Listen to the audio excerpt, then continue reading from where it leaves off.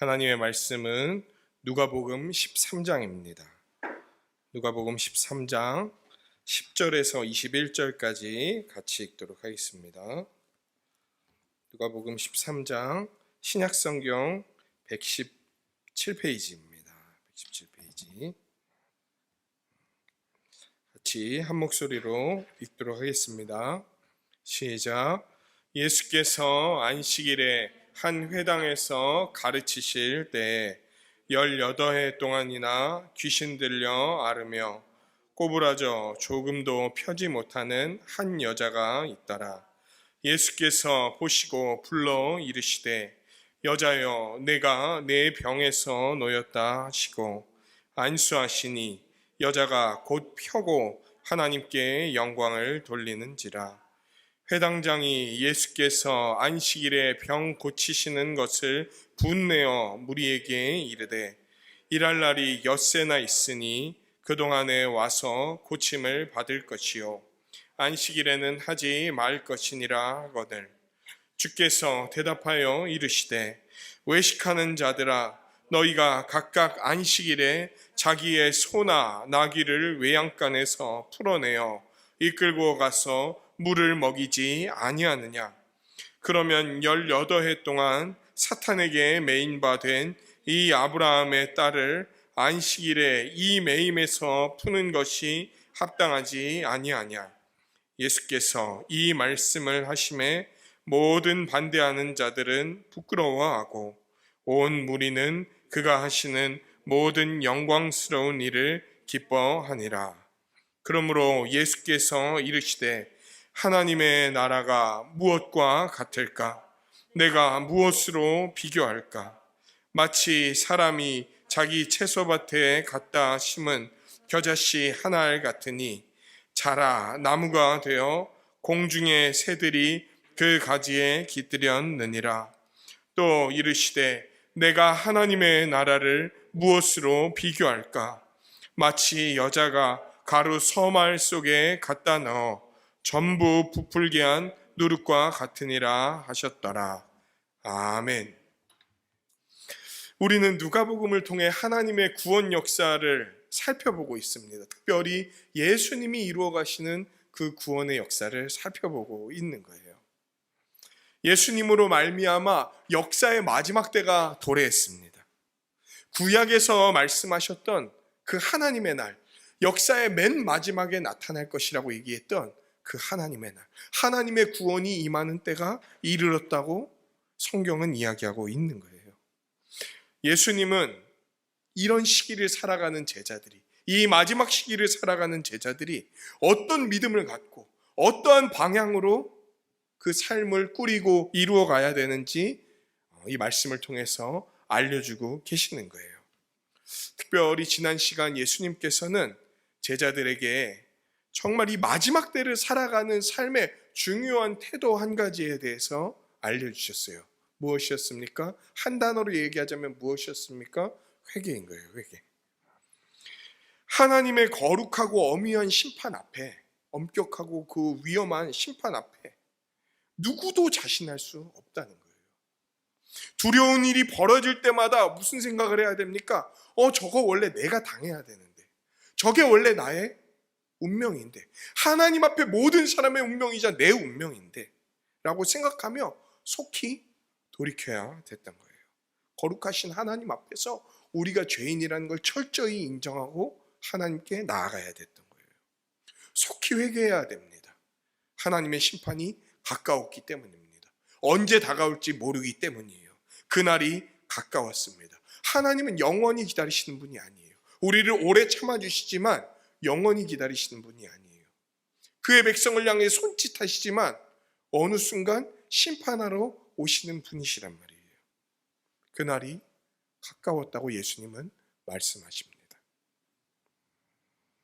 하나님은 오실 거예요. 오셔서 뭘 보실 겁니까? 네, 우리의 믿음을 보시겠죠. 근데 우리에게 믿음이 있다는 것은 무엇으로 드러나게 되어 있습니까? 열매 맺는 삶으로 드러나게 되어 있다는 거예요. 하나님은 그래서 이스라엘, 내 백성에게 열매를 원하셨어요. 그런데 그들은 열매 맺지 못하고 있었습니다. 열매 맺지 못하고 있었어요. 하나님 앞에 막혀버린 죄인인 우리가 어떻게 열매를 맺을 수 있습니까? 아담 이후로 열매를 도무지 맺을 수 없었던 자인 우리가 어떻게 하나님 앞에 열매 맺는 삶을 살 수 있습니까? 미션 임파서블 아닙니까? 우리가 할 수 없는 일들 아닙니까? 근데 우리가 할 수 없는 일을 해주시는 분이 계시다고 얘기하는 거예요. 그분께로 나아가야 되는 거예요. 그런데 그분께 나아갈 때 첫 번째 걸음이 뭔 줄 아십니까? 바로 회개인 거예요. 회개. 막혀버려서 더 이상 열매 맺을 수 없는 우리의 삶에 그분이 오셔서 모든 걸 뚫어놓으시고 다시 생명수를 불어넣게 해주실 그것은 바로 우리의 회개를 통해 이루어질 것이라고 얘기하고 있는 거예요. 구원을 받기 위해서 회개가 필요하고요. 그 구원을 매일마다 누리며 열매 맺기 위해서 날마다 회개가 필요한 거예요. 여러분 매일 열매 맺고 싶지 않습니까? 매일 하나님 닮아가고 싶지 않습니까? 이 땅에 우리 같은 자들이 어떻게 거룩한 자로 살아갈 수 있게 되었는지 날마다 체험하고 싶지 않습니까? 그 가운데서 도무지 일어날 수 없는 초월적인 일들이 우리 삶 가운데서 벌어지는 것을 맛보고 누리고 싶지 않습니까? 그 길은 회개에서부터 시작된다고 성경은 이야기하고 있습니다. 그리고 오늘의 말씀은 이 시대가 어떤 시대인지 도무지 알지도 못하고, 기억나시죠? 기상의 여러 가지 일들은 관측하고 반응할 줄 알면서도 어찌 이 땅 가운데 놀라운 일이 일어나고 있다는 걸 알지 못하냐? 놀라운 일이 일어나는지 알지 못하니까 뭐도 안 합니까? 회개도 안 하는 거예요. 어떤 시대인지도 모르고 회개도 하지 않는 자들에 대한 이야기로 오늘 본문은 시작합니다. 그러나 이들이 깨닫지 못하고 그냥 넘기기에는 너무 놀라운 시대가 다가온 거예요. 예수님이 가지고 오신 이 시대, 이 세상에 대해서 이 시간 함께 살피며 믿음으로 나아가는 우리가 되기를 주의 이름으로 간절히 소망합니다. 우리 본문 말씀으로 가보죠. 10절에서 13절까지 말씀입니다. 여기서는 예수님께서 안식일에 일으키신 한 사건에 대해서 얘기를 해요. 예수님은 안식일에 한 회당에서 이렇게 가르치고 계셨어요. 보니까 거기에 18년 동안 고통받던 여자가 있었어요. 예수님이 회당에 갔습니다. 안식일에 가셨어요. 아마 말씀 전하기 위해 이렇게 서셨을 거예요. 그리고 말씀도 전하셨을 거예요. 그런데 이렇게 보는데 그 회당 안쪽인지 뭐 언저리인지 한 여인이 있는데 이 여인이 범상치가 않아요. 보니까 몸을 완전히 구부리고 있어. 근데 이렇게 아시죠? 조금 잠깐 아파서 이렇게 복통 때문에 구부리고 있는 것과 몸이 완전히 굳어져 버려서 이렇게 휘어져 있는 것은 다른 모습이잖아요. 근데 그런 여인이 있었던 거예요.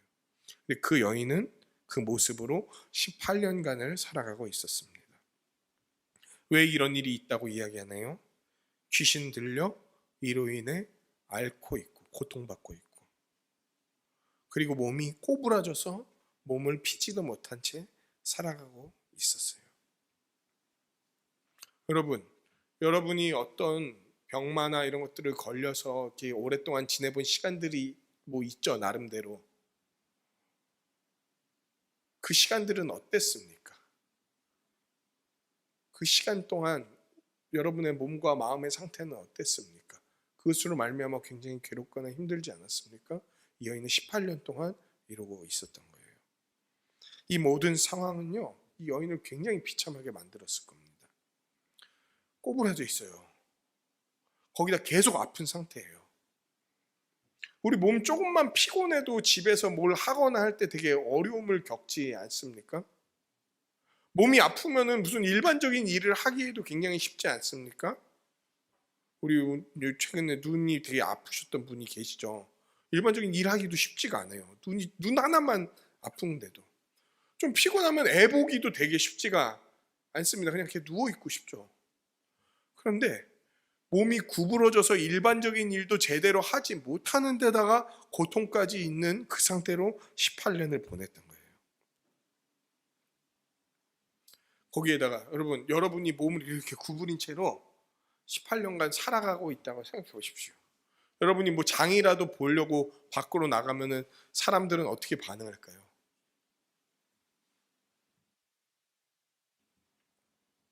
안 그래도 유대 당시 사회는 그런 병마로 고통받는 사람들에 대해 어떤 생각을 갖습니까? 저 자기 죄 때문에 그렇다. 부정한 자다.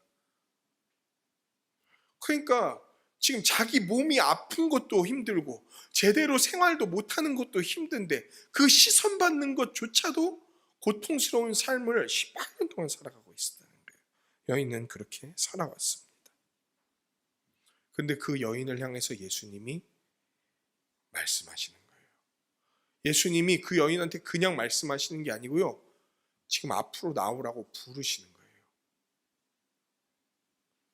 와라. 그리고 말씀하세요. 여자여, 내가 내 병에서 놓였다. 내 병에서 놓였다. 이 놓였다는 시제는 현재 완료 시제입니다. 무슨 말입니까? 지금 이루어졌다는 거예요. 지금 이 일이 이루어졌다는 거예요. 그리고 안수하세요. 안수는 예수님을 통해 이 회복과 치유가 일어났음을 확실하게 드러나는 표식입니다. 예수님으로 말미암아 이 일이 일어난 거예요. 예수님이 하신 말씀으로 말미암아 그 오래된 문제가 금세 해결이 됐어요. 너무나 오랫동안 고통받았던 그 시련의 기간이 예수님의 말씀 한마디로 딱 끝이 나는 거예요. 근데 여러분, 아까 이 육신의 고통이 뭐로 말미암은 것이라고 시작했다고 이야기합니까? 귀신으로 말미암은 거예요. 그러니까 이 육신이 나았다는 것은 단순히 육신이 나은 것 정도가 아닙니다. 그 뒤에 말씀을 보면 알겠지만 질병은 이 귀신으로 인한 것이었는데 몸이 회복되었다는 건 모두 떠나갔다는 걸 얘기합니까? 귀신도 함께 떠나갔다. 그 귀신의 지배에서 벗어나고 몸까지 다 회복되는 온전한 회복이 이 여인에게 일어났다고 얘기하는 거예요. 여인은 일어납니다. 온 몸을 펴니다. 고추 세워서 하나님을 바라보며 찬양하고 영광을 돌립니다. 왜 그렇죠?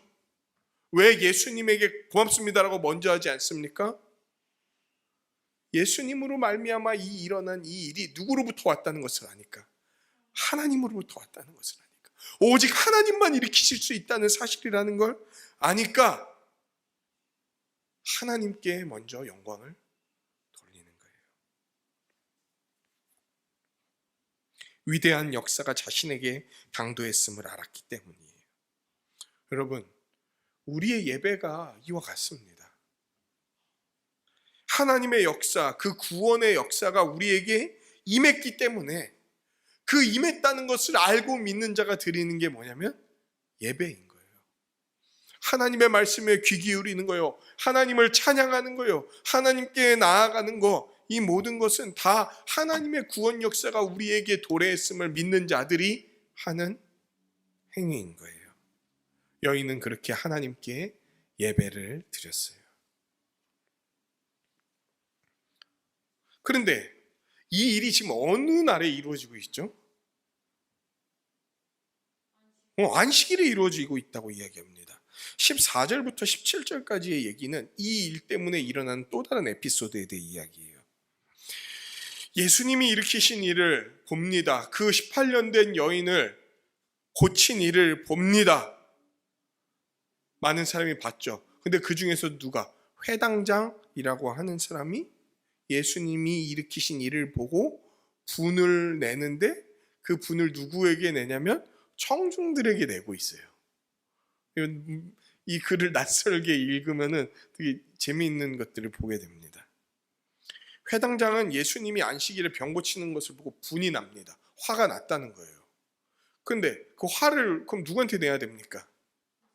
근데 예수님한테 내지 않고 청중들한테 내고 있어요. 왜? 이 회당장은요, 회당에서 일어나는 일을 관리하는 사람이에요.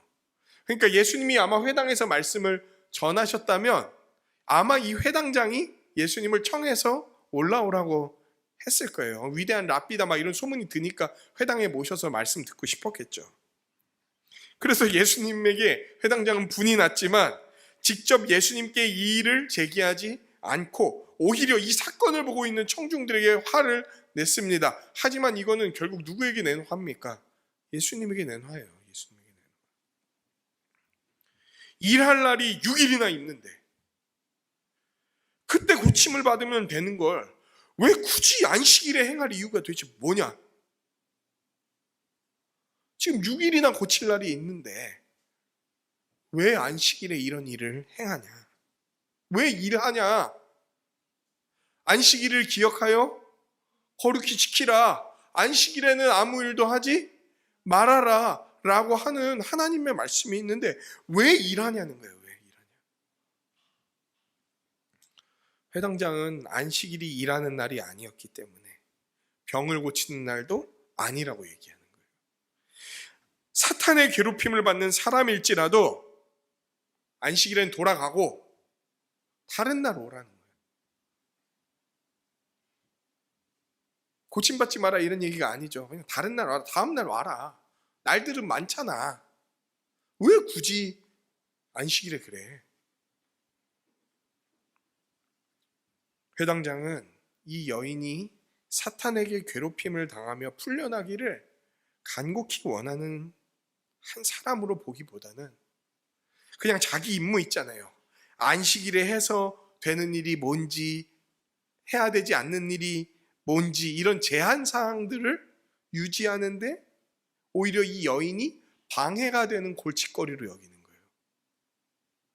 18년간이나 고통당하고 있는 여인을 보고도 야, 잘됐다. 하나님이 너를 치유해 주신 게 감사하다. 이게 아니라 아니 나머지 6일이 있는데 왜 굳이 안식일에 고침받아서 안식일에 일하지 말라고 하는 어떤 그 규례를 깨냐 이 얘기를 하는 거예요.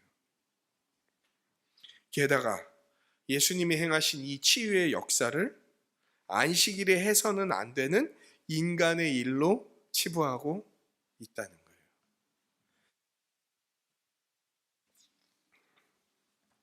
그때 예수님은 이렇게 말씀하십니다. 이거 얼마 전에 나왔던 표현이거든요. 외식하는 자들아. 얼마 전에도 이 외식하는 자들의 뜻에 대해서 말씀했습니다. 외식하는 자들의 일반적인 뜻은 뭡니까? 겉과 속이 다르다 이런 의미예요. 근데 이 표현은 이미 12장에서 나왔고 어떤 의미로 쓰였다고 그때도 말씀드렸지만 오늘 또 얘기를 드릴게요. 그때 12장에서 어떤 사람들에게 이 표현이 쓰였는지 아십니까?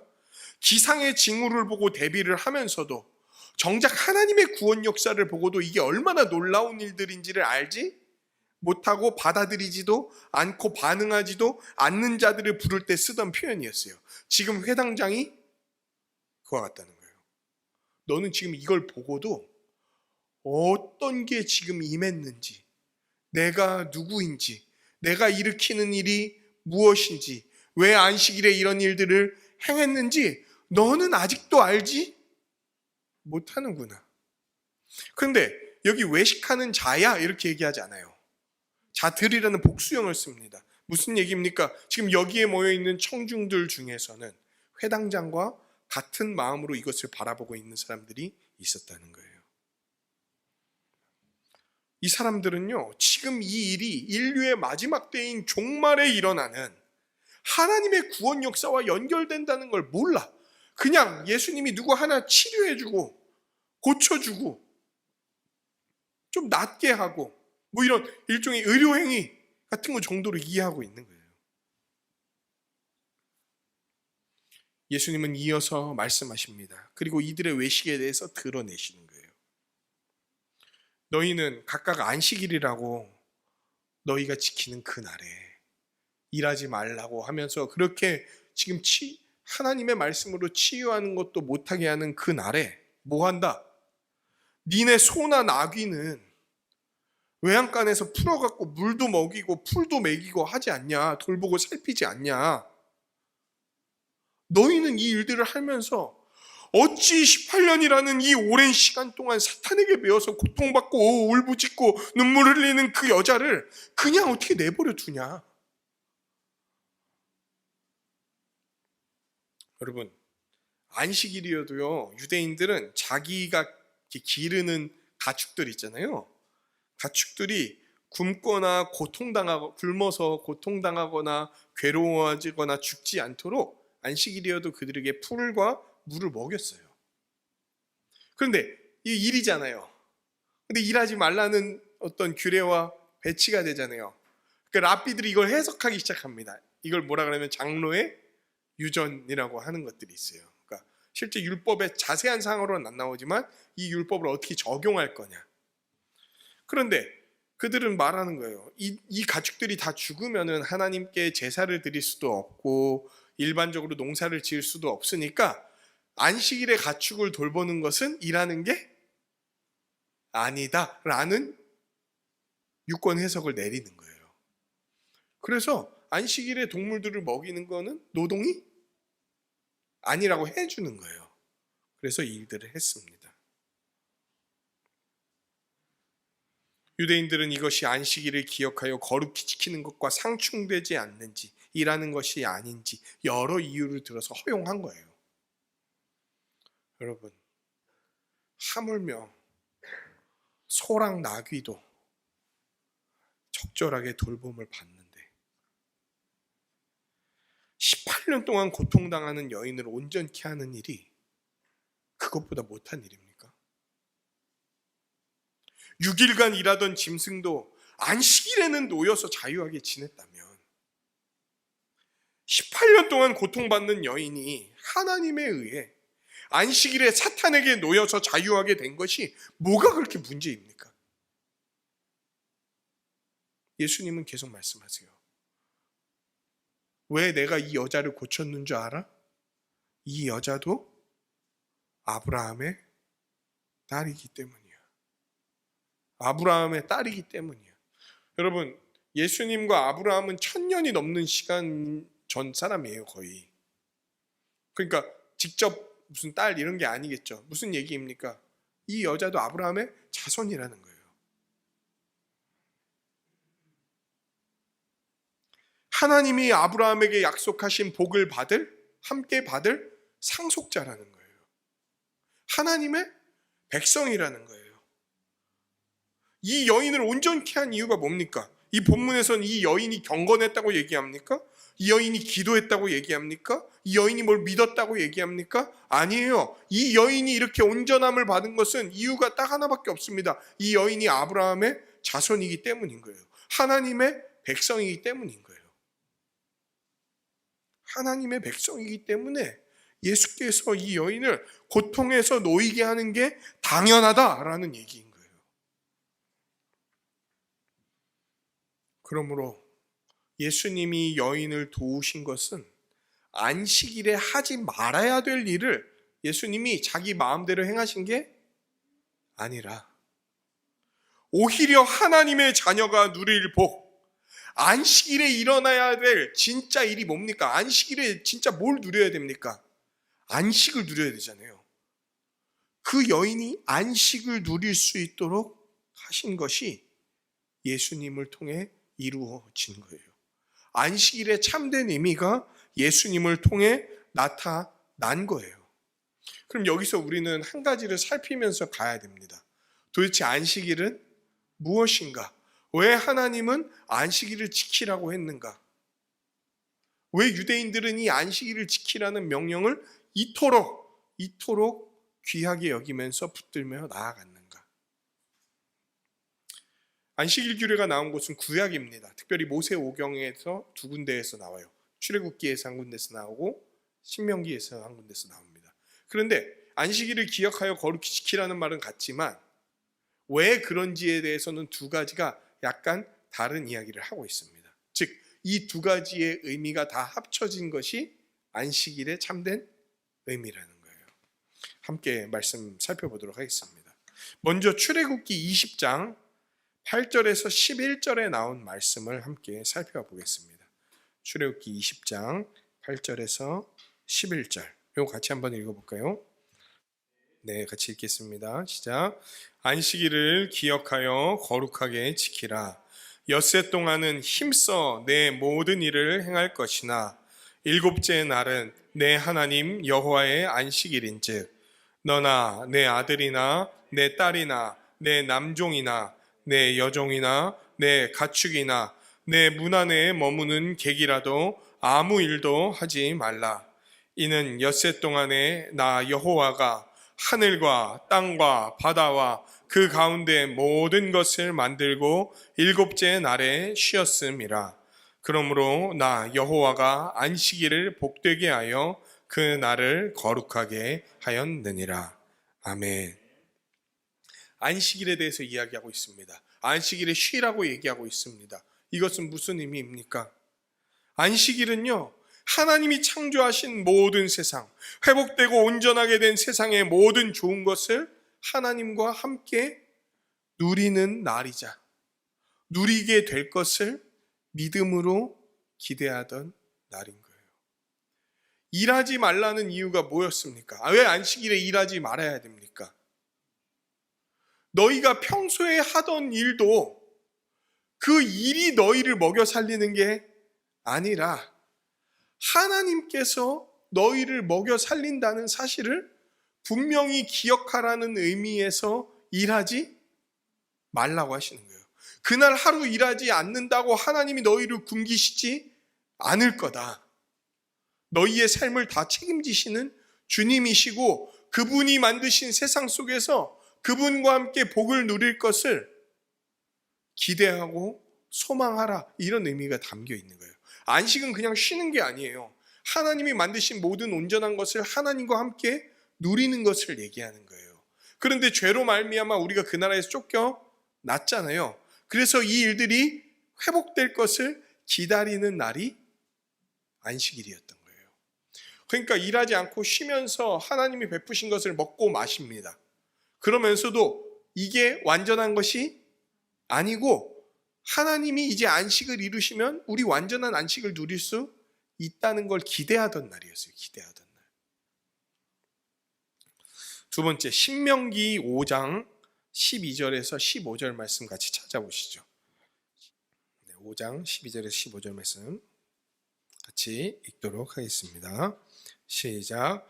내 하나님 여호와가 내게 명령한 대로 안식일을 지켜 거룩하게 하라. 엿새 동안은 힘써 내 모든 일을 행할 것이나 일곱째 날은 내 하나님 여호와의 안식일인즉 너나 내 아들이나 내 딸이나 내 남종이나 내 여종이나 내 소나 내 낙이나 내 모든 가축이나 내 문 안에 유하는 객이라도 아무 일도 하지 못하게 하고 내 남종이나 내 여종에게 너같이 안식하게 할지니라. 너는 기억하라. 내가 애굽 땅에서 종이 되었더니 내 하나님 여호와가 강한 손과 편팔로 거기서 너를 인도하여 내었나니 그러므로 내 하나님 여호와가 내게 명령하여 안식일을 지키라 하느니라. 아멘.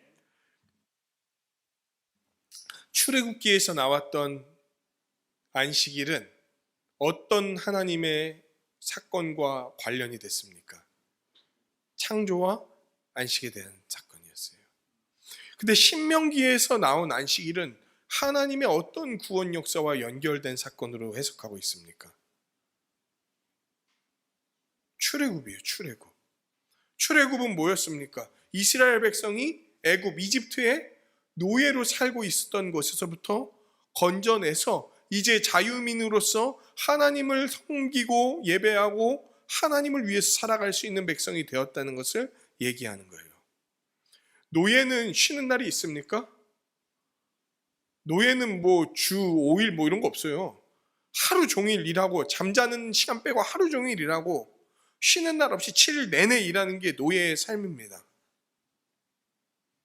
이집트의 노예였던 자들을 건져내서 이들을 완전히 자유하게 했다는 것을 일주일에 하루를 쉼으로써 일하지 않음으로써 내가 너희에게 뭐를 줬다는 것을 자유를 줬고 이제 너희의 완전한 대적으로부터 건져내어 참된 자유를 줄 것이라는 사실에 대해 기대하게 하는 날이 안식일이었다는 거예요. 안식일은 두 가지의 의미가 있습니다. 하나님이 너희를 책임지고 먹이고 마시고 복을 누리게 하겠다. 그리고 하나님이 너희를 해방시키겠다.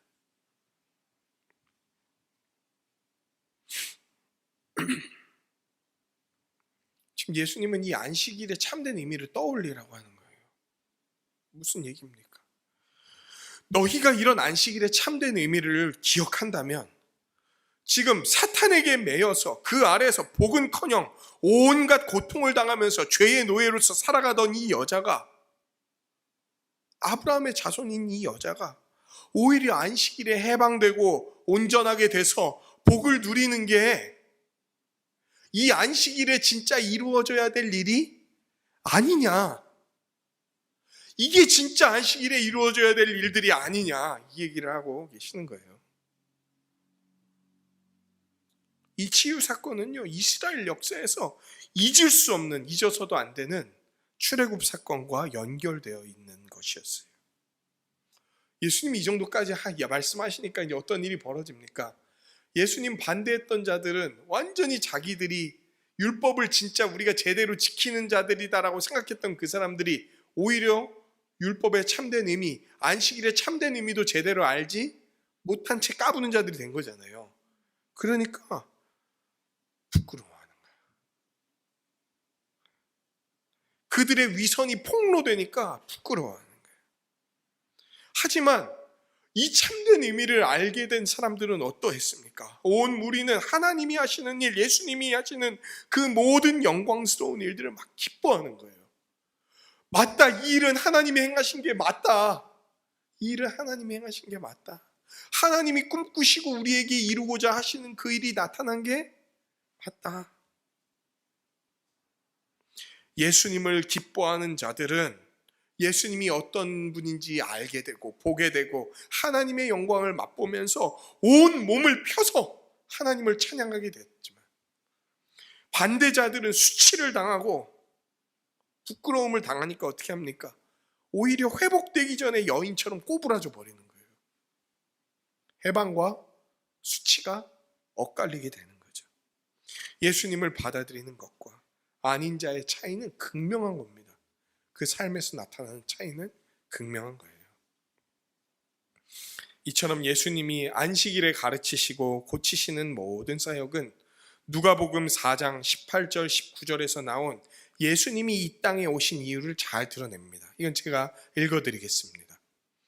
주의 성령이 내게 임하셨으니 이는 가난한 자에게 복음을 전하게 하시려고 내게 기름을 부으시고 나를 보내사 포로된 자에게 자유를, 눈먼 자에게 다시 보게 함을 전파하며 눌린 자를 자유롭게 하고 주의 은혜의 해를 전파하게 하려 하심이라 하였더라. 아멘. 예수님이 이 땅에 오신 이유, 자유케 하시려고 이 땅에 오신 그 이유를 너무나 잘 드러낸 거예요. 안식하려고, 안식을 주시려고 이 땅에 오셨다는 것을 잘 드러내신 거예요. 그러면서 오늘 본문의 마지막 이야기로 연결이 됩니다. 18절에서 21절 말씀입니다. 예수님은 이렇게 하셨던 그 사역, 이 앞선 사역이 어떤 의미인지 두 가지의 비유로 설명을 하세요. 본문 18절은 무슨 단어로 시작합니까? 그러므로, therefore, 그러므로라는 말로 시작됩니다. 그러므로라는 것은 무슨 의미입니까? 앞에서 나온 사건과 예수님의 사역과 이제부터 예수님이 말씀하실 비유가 연결되는 이야기다, 이어지는 이야기다라는 것들을 드러내는 표현인 거예요. 그러면서 예수님 말씀하세요.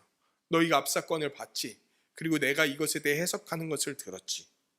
그러면서 얘기하십니다.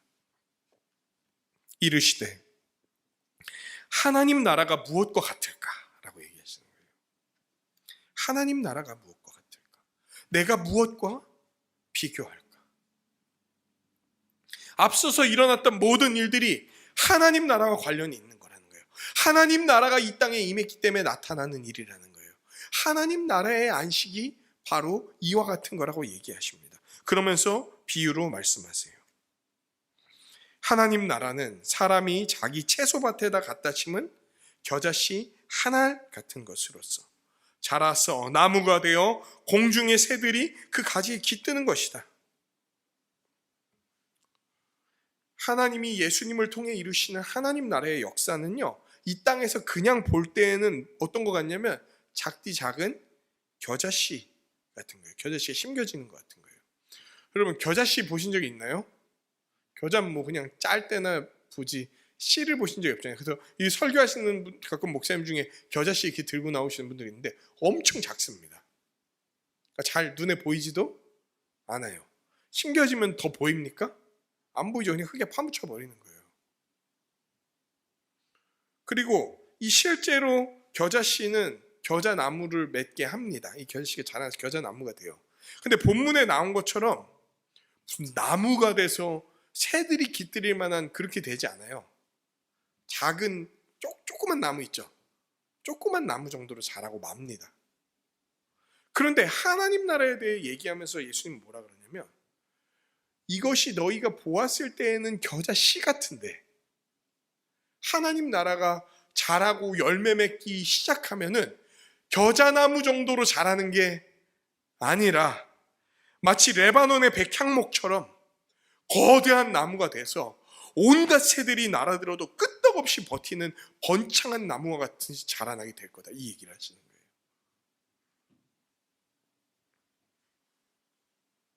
눈앞에 보이는 건 되게 작은 일이야. 하나님의 일을 행하는 게 되게 작아 보이는 일이고 많은 사람들이 몰라줘. 알아보지도 못해. 반응하지도 않아. 그런데도 이게 심겨지고 열매 맺기 시작하면은 너무나 놀라운 일로 이 땅 가운데 나타나게 될 거라는 거예요. 이어서 계속 말씀하십니다. 하나님 나라는 여자가 가루 서말 속에, 서말이라는 게 양이 얼마나 되는지 아십니까? 이 서말? 저는 무슨 이렇게 석쇠 뭐 이런 건 줄 알았는데 서말을 킬로그램으로 환산하면 23kg래요. 그러니까 밀가루 한 23kg 같은 게 되는 거니까 엄청 많은 거죠. 서말 속에 갖다 넣어 전부 부풀게 하는 누룩과 같다.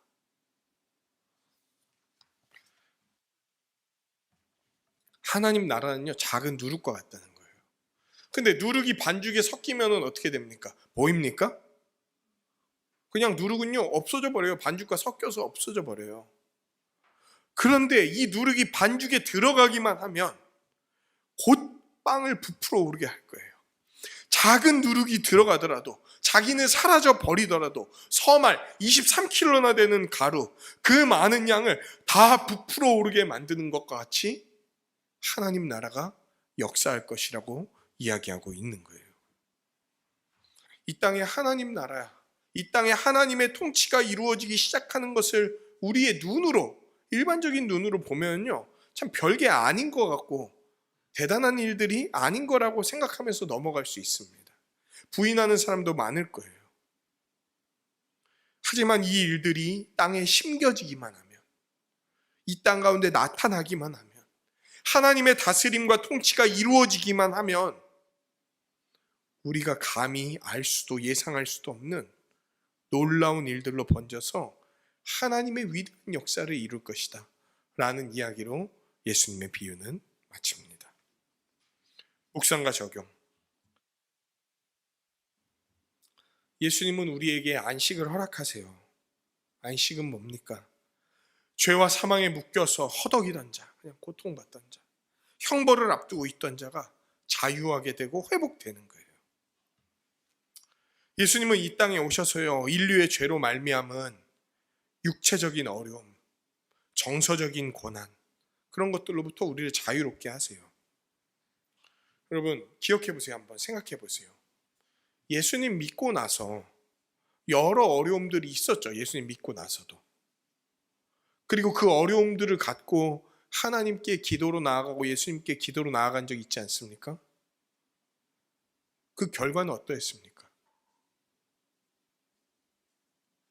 아직 응답되지 않았거나 이루어지지 않은 것들도 있습니다. 근데 여러분의 인생의 발자취를 이렇게 자세히 들여다보잖아요.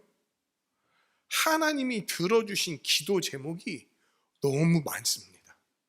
우리가 고통받고 부르짖었을 때 하나님이 응답해 주시고 이루어 주시고 회복해 주신 역사가 진짜 많아요.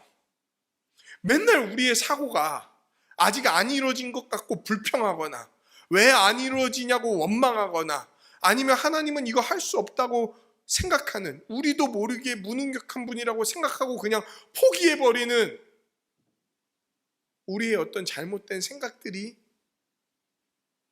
이루어진 일들을 가리워버릴 때가 있지만 사실 돌이켜보면은 하나님이 우리를 돌보시고 치유해 주신 게 얼마나 많은지 몰라요. 그 걸음걸음들 한 해 한 해만 돌아봐도 그렇습니다, 여러분. 하나님의 은혜 가운데 해결되고 치유가 되고 온전케 된 게 너무 많아요. 너무 많아요, 진짜. 예수님은 우리를 영육간에 자유케 하시고 고치시는 분이에요. 더 나아가, 여러분, 더 나아가 예수님은요, 우리의 가장 어려운, 마치 그 여인이 18년 동안 고통당했다고 하는 만큼 그 어려움, 가장 어려운 그 궁극적인 고통으로부터도 우리를 해방시킵니다. 우리의 가장 궁극적인 고통이 뭡니까? 우리를 가장 정말 고통스럽게 만드는 게 뭡니까? 네, 말씀하셨듯이 죄와 사망인 거예요. 그런데 그것으로부터 우리를 해방시키신다는 거예요. 예수님은 그 여인에게 오랜 고통으로부터 놓일 것을 선언하시면서 여인에게 어떻게 하셨죠? 손 대셨잖아요, 이렇게. 그것처럼 이 땅에 사람으로 오셔서 우리에게 다가오사 우리처럼 되시고 우리를 다 안고 우리의 모든 죄를 손수 다 짊어지시고 십자가에서 죽으심으로 우리의 해방을 선포하신 거예요. 우리의 죄의 형벌, 그 죄의 형벌, 지옥 형벌 자기가 다 짊어지시고 죽은 거예요. 내가 이 죄 다 지고 가니까, 내가 이 죄를 다 해결했으니까 너희는 자유다. 너희를 향한 그 법조문, 죄의 목록이 다 지워졌다. 너희를 향한 그 청구서, 너희가 갚아야 될 빚이 다 해결되었다. 십자가가 우리의 가장 큰 문제요, 궁극적인 문제를 해결한 거예요. 예수님의 십자가가 그 일을 이루신 거예요. 그래서 여러분에게 올 청구서가 없습니다. 예수님을 믿는 자들에게 올 법원의 명령이 없는 거예요. 예수께서 깨끗이 다 짊어지고 해결해 버리셨기 때문이에요. 자유예요, 여러분은. 진짜 자유예요. 우리가 죄 지어서 회개하잖아요. 그건 우리가 이 땅에서 더 복되게 살아가기 위해 회개하는 거예요. 그것 때문에 지옥 갈까 봐 회개하는 게 아니라고. 우리는 예수 안에서, 믿는 모든 자들은 예수 안에서 완전히 자유하게 된 자들임을 믿어야 됩니다. 또한 안식은 이렇게 자유하게 된 자들이 하나님의 다스림 가운데 창조하신 모든 세상의 복을 누리는 거라고 말씀드렸어요. 이렇게 복을 누리는 상태를 뭐라고 얘기합니까? 하나님 나라에 들어갔다라고 얘기하는 거예요. 선하신 하나님의 통치를 받게 되었다라고 얘기하는 거예요. 죄를 지을 수밖에 없던 자들이 이제는 벗어나 죄를 짓지 않을 수 있게 된 거예요. 더 나아가서 하나님의 다스림에 순종하며 선을 행할 수 있는 존재가 되었다고 얘기하는 거예요. 여러분, 그냥 우리를 죄에서 해방시키는 정도가 아닙니다. 하나님 나라의 모든 명령을 붙들고 따를 수 있는 자를 회복시켜 놓으신 거예요.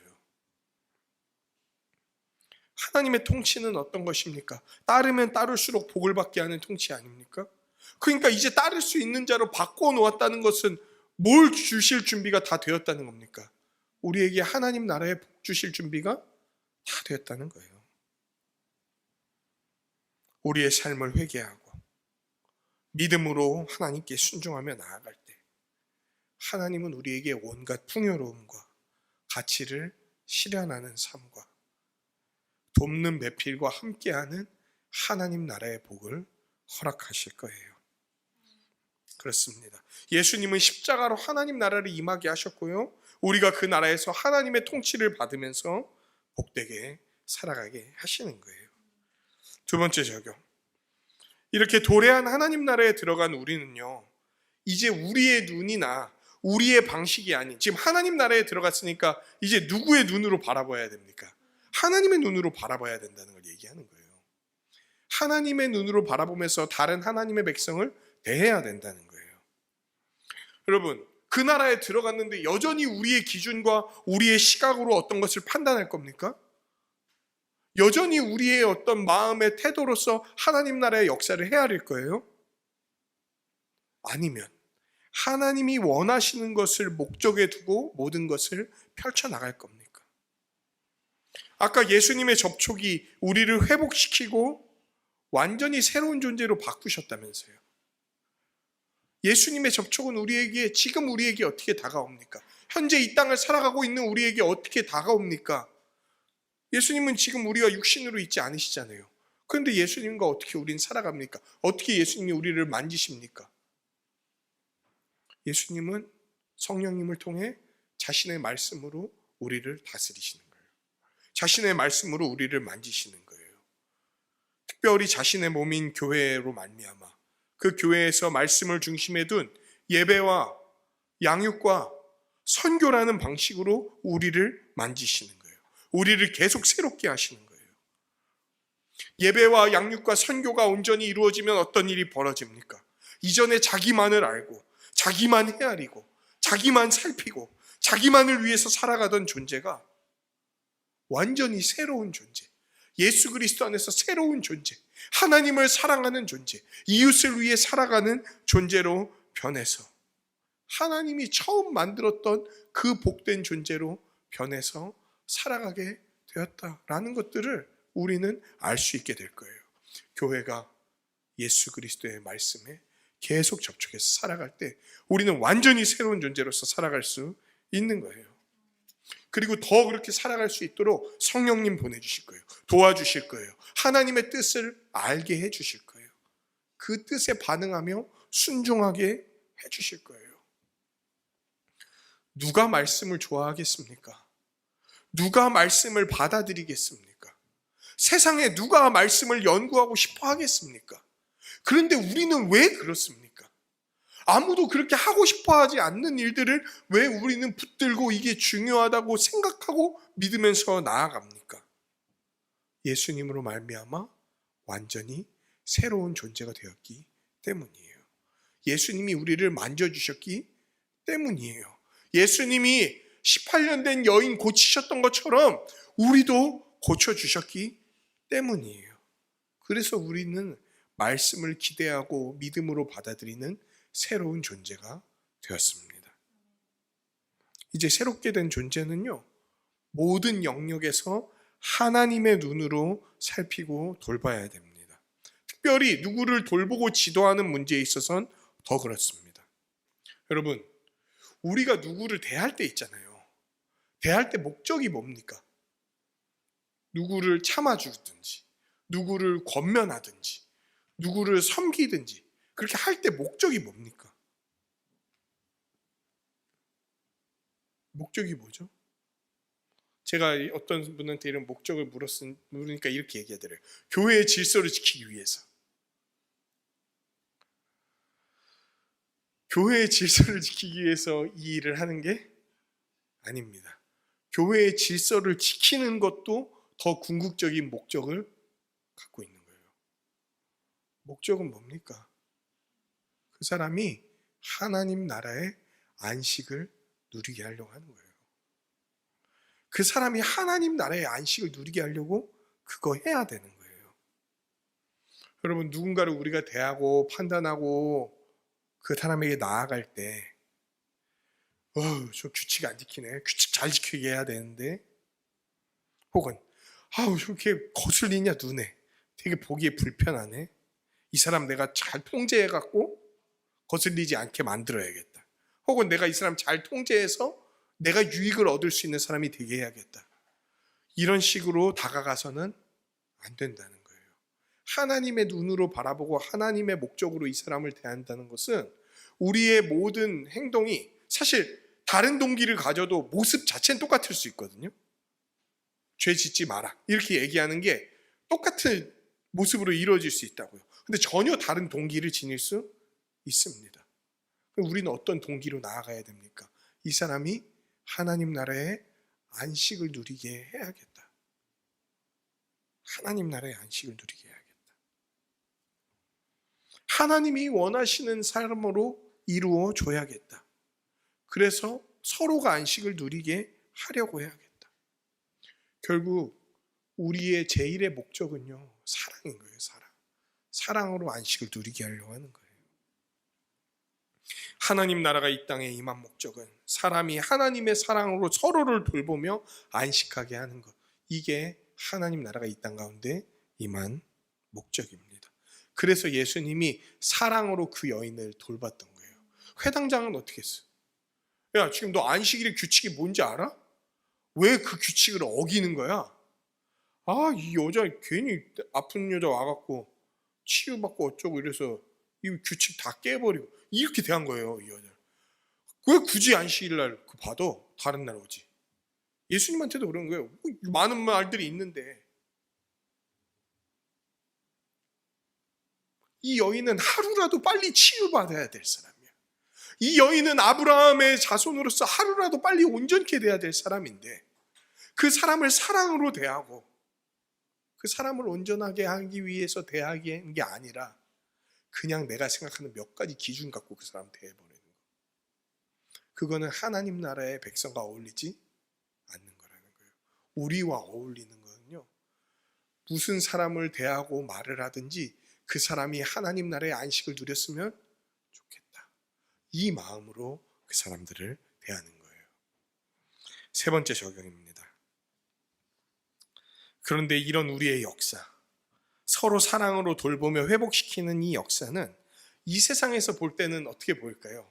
아주 작아 보이는 거예요. 그런데 예수님은 이게 우리의 역사요, 교회의 역사라고 얘기하시는 거예요. 여러분, 주의 뜻을 따라 행하는 교회는요, 밖에서 봤을 때 되게 뭐 같으냐면 겨자씨 같고 누룩 같은 거예요. 작고 숨겨져 있는 것 같아요. 여러분, 우리가 막 어떤 사랑을 해본 적이 있지 않습니까? 교회 안에서 오래 참고 막 해보려고 한 적이 있지 않습니까? 티 납니까? 누가 막 엄청 알아줍니까? 그것에 대해 막 엄청나게 고마워합니까? 세상이 우리가 그렇게 발버둥 치면서 사는 삶을 뭐 알아나 줍니까? 아유, 대단하다, 니네 위대하다, 뭐 이럽니까? 아니에요. 오히려 사람들은 비아냥거리거나 뭐 저렇게까지 오바해? 뭐 이런 식으로 우리를 대합니다. 예수님에 대한 믿음이 없는 자들이 보았을 때 우리의 삶은 되게 사소하거나 별거 아니거나 혹은 별 의미 없거나 쓸데없는 짓 하고 있네, 이런 식으로 치부되어지는 삶인 거예요. 돈 아깝게, 시간 아깝게 왜 저래? 지금 나를 위해서, 그리고 우리 가족을 위해서 써야 될 시간과 에너지와 재정이 이렇게 많은데 왜 저렇게 서로를 돕고 섬기는, 그런다고 뭐 감이 나와, 배가 나와? 낭비라고 생각하지 않겠습니까? 그냥 조그마한 일이에요. 다 별 티도 안 나고. 이게 무슨 인생을 바꾸고 세상을 바꾸는 일입니까? 예수님에 대한 말씀이 도대체 무슨 일을 일어나게 할 수 있겠습니까? 그런데요, 오늘 말씀에서 하나님은 이렇게 주의 뜻을 따라 서로를 섬기고 그 동기를 온전하게 해서 사랑을 베푸는 교회를 들어서 사용하시겠다고 말씀하시는 거예요. 온갖 새들이 깃들일 나무가 되게 하겠다. 서말이나 되는 반죽을 부풀게 할 것이다. 우리가 하나님께서 어떤 방식과 결과로 우리를 이끌어 가실지 몰라요. 우리가 주님의 뜻을 배우고 따르고 섬기며 볼 때 하나님이 어떤 일을 이루게 하실지 우리는 아무도 모릅니다. 다만 하나님은 약속하신 거예요. 온갖 새들이 깃들일 나무가 되게 하겠다. 서말이나 되는 반죽이 부풀게 하겠다. 예수님께서 이스라엘에서 시작한 복음 선포, 막 지금 예수님이 사람을 구름같이 몰고 다니는 것 같지만 실제로 로마 제국 전체로 보면 이거 뭡니까? 팔레스타인이라는 아주 작은 땅에서도 그 안에서도 아주 작은 곳에서 몇 명 사람들이 행하는 거예요. 그리고 예수님 죽자마자 완전 다 뿔뿔이 흩어집니다. 지중해 정역에 막 교회들이 엄청 세워진 것 같죠. 막 로마서, 에베소 이런 데 보면 다 교회들이 있는 것 같잖아요. 로마라는 100만이라는 대도시에 뭐 50명 이렇게 있는 거예요. 에베소라는 30만이라는 대도시에 15명 뭐 이렇게 있는 거예요. 그러니까 무슨 얘기입니까? 예수 믿는 자가 아주 적어, 미미해. 그러니까 영향력이 뭐 크겠습니까? 그런데 지금 어떤 일이 벌어집니까? 어떤 일이 벌어졌습니까? 2000년이 지난 지금 어떤 일이 일어났습니까? 모든 대륙에 기독교가 심겨지지 않은 곳이 없습니다. 온 세상에 하나님 나라의 역사가 나타나지 않는 곳이 없습니다. 팔레스타인의 작은 동네에서 일어나기 시작한 이 일이 2000년이 지난 지금 온 세계에서 이루어지는 일들로 나타났어요. 지금 여기에서도 우리가 하는 일이 무슨 일입니까? 우리 민족이 기독교와 무슨 상관이 있었습니까? 그런데 여러분은 왜 예배를 드리고 있습니까? 지금 이 시간 이 자리에 우리가 서 있습니다. 예수님께서 십자가로 말미암아 새롭게 하시고 자기 안에서 교회가 되게 하신 우리가 여기 있는 거예요. 여러분, 우리는 어떤 교회죠? 겉으로 봤을 때 어떤 교회죠? 작은 기초교회예요. 우리가 우리의 눈을 들어서 봐도 작아. 영향력도 없어 보여.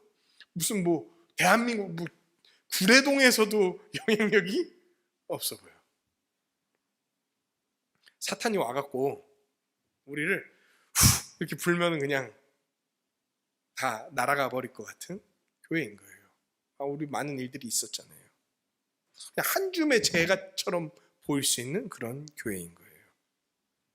지금 우리의 모습은, 그리고 지금 여기서 우리가 하고 있는 일들은 세상 누구도 몰라봐주는, 심지어 옆에 있는 교회도 몰라봐주는 작은 겨자씨 같은, 누룩과 같은 모습일 거예요. 하지만 예수님은 약속하셨어. 하나님 나라의 일을 약속하셨어. 이런 우리를 부르고 들어서 쓰시겠다고 하셨어. 마지막 때에 회개하며 하나님 앞에 나와 예수님 안에서 그의 백성과 그의 제자가 되어 나아갈 때, 이렇게 작아 보이는 교회일지라도 모든 새들이 와서 깃들일 나무요, 가득 부풀어 오른 섬 아래 반죽이 될 거라고 이야기하고 약속하고 계시는 거예요. 우리가 하나님으로 말미암아 심겨지기만 한다면, 반죽 가운데 들어가기만 한다면 예수님이 이루시는 해방의 역사가 우리 교회를 통해 나타나게 될 겁니다. 서로를 예수님의 사랑으로 붙들면 새롭게 하시는 역사가 이 가운데 일어날 거예요. 자기 의로 가득한 이 세상에, 예수님은 부인하는 이 세상은 알 수도 없고 들어올 수도 없으나 우리가 거기에 심기기만 하면 보이지도 않던 우리를 통해 하나님이 역사하실 거예요. 말씀을 맺겠습니다. 하나님은 오늘 겨자씨 같고 누룩 같은 우리 교회에 말씀을 심으세요. 비전을 심으세요. 그리고 예수님을 심으세요. 우리 안에 하나님께서 이루실 놀라운 일들이 일어났었고 일어나고 있고 일어날 거예요. 우리로 말미암아 우리를 둘러싼 모든 관계 안에서 하나님이 이 일을 우리에게 이루실 거예요.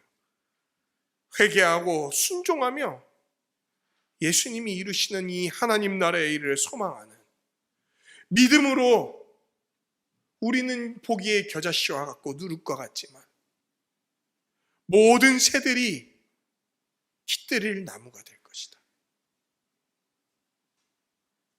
서말과 같은 가루에 섞여 들어가 부풀게 하는 일들이 벌어질 것이다. 이 모든 하나님 나라의 역사를 아직 보지 못했지만 믿음으로 취하며 나아가는 우리가 되기를 주님의 이름으로 간절히 축원합니다.